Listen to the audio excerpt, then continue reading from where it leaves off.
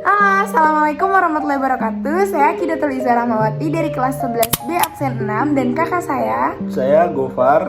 Di sini saya akan membahas tentang bakteri Lactobacillus plantarum pada pembuatan tempe karena kakak saya di sini sangat suka dengan tempe. Mari kita bahas. Mas, kenapa sih suka banget sama tempe gitu? Setiap hari tuh sukanya goreng, mama tuh goreng tempe buat Mas. Kenapa gitu alasannya tempe tuh seenak itu atau gimana? Nah, jadi kenapa alasan saya suka makan tempe? Yang pertama, selain harganya murah dan gampang buat didapatkan, di tempe itu kandungan proteinnya itu termasuk protein yang bagus buat tubuh. Nah, jadi tubuh kita ini selain membutuhkan vitamin dan mineral, kita juga butuh protein. Terutama kayak saya, dulu kan saya nge-gym juga, jadi tempe itu menjadi alternatif kalau kita misalkan makan protein dari darah ayam dan misalkan kita nggak punya darah ayam ya kita bisa makan protein yang lain, contohnya juga tempe gitu. Terus Mas tahu nggak kalau misalkan di tempe ini ada namanya jamur, namanya Rhizopus oryzae sama bakteri namanya Lactobacillus plantarum. Jadi tuh pas tempe itu dibuat kan ada proses namanya fermentasi ya. Di situ tuh dibantu sama jamur dan bakteri. Jadi Mas tuh sebenarnya makan bakteri. Ya, justru disitulah seninya. Mas tahu nggak kalau misalkan di pembuatan tempe itu kan ada bakteri Lactobacillus plantarum. Itu tuh dia tuh bermanfaat. Jadi dia tuh bakteri yang tidak patogen. Mas tahu nggak patogen itu apa? Nggak tahu. Nah, bakteri patogen itu yang menyebabkan penyakit. Jadi si bakteri Lactobacillus plantarum ini tuh baik. Kayak Mas pernah dengar kalau misalkan di Yakult. Nah, ya di situ dia kan ada bakteri baik. Sama kayak Lactobacillus plantarum. Dia tuh baik. Jadi dia tidak menyebabkan patogen dan dia dapat mencegah penyebaran si patogen ini. Itu bagus. Nah, waktu pembuatan tempe itu kan ada proses perendaman buat mengelupasin kulit-kulitnya kedelai. Jadi tambahin ekstrak, abis direndam di 9 jam, kedelainya itu ditambahin ekstrak Lactobacillus plantarum. Habis itu dia dilakukan pengemasan dan dilakukan fermentasi. Nah, fermentasi itu dibantu juga sama bakteri namanya Rhizopus oryzae. Ya kan?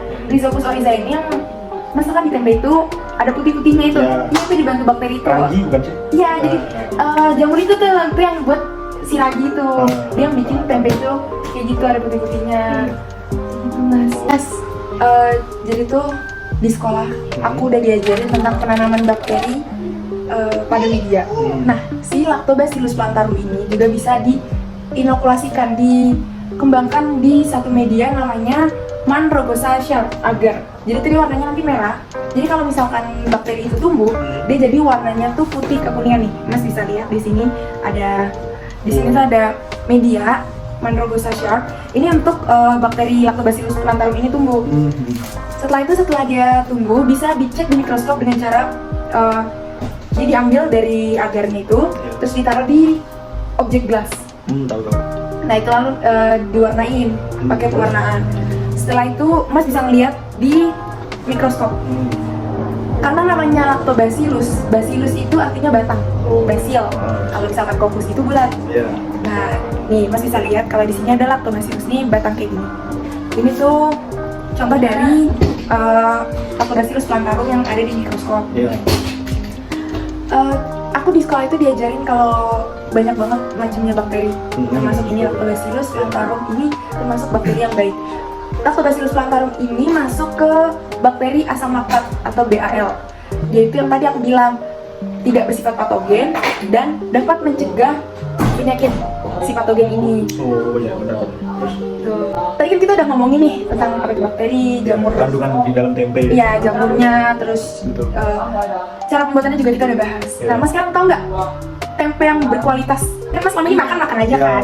Nggak tahu nih tempe yang berkualitas apa? Coba yang Mas tahu nih. Kalau yang setahu saya sih paling yang warnanya putih itu aja sih, yang masih segar gitu kelihatannya, nggak dipegang teksturnya itu nggak gampang busuk benyek gitu, gitu. Iya, itu udah busuk. Nah, kalau misalkan tempe yang berkualitas itu dia tuh di permukaan tempenya tuh bersih. Iya, betul. Dia punya aroma yang khas kalau yang itu udah matang, udah siap untuk diperjualbelikan, udah siap untuk dikonsumsi, udah siap untuk diolah.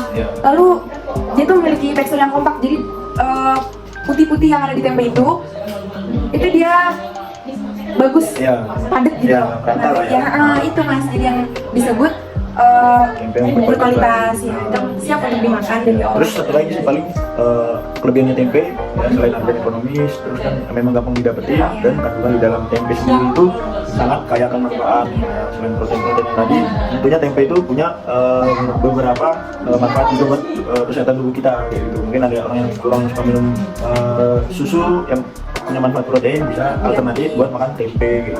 Mas kan juga termasuk orang yang suka banget sama favorit makan tempe sih. Karena mas kan biasa ikan nih. Karena saya juga nggak makan ikan, jadi saya larinya proteinnya ke tempe. karena untuk memenuhi kebutuhan Protein di dalam tubuh saya juga kayak gitu.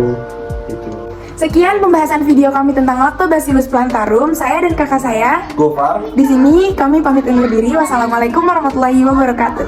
Dadah.